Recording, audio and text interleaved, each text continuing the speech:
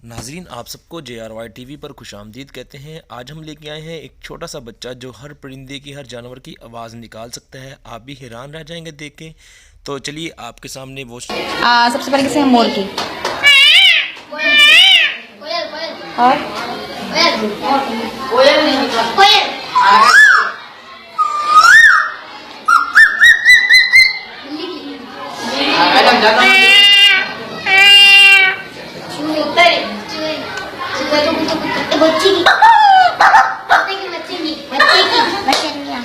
हाथी ना, छोटा वाला बच्चा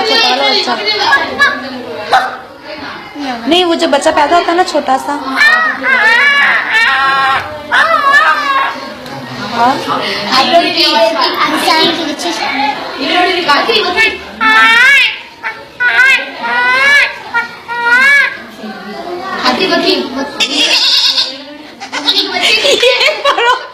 एक बार और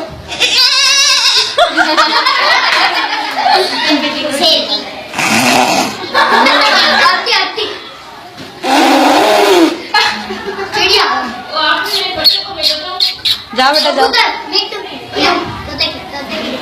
कबूतर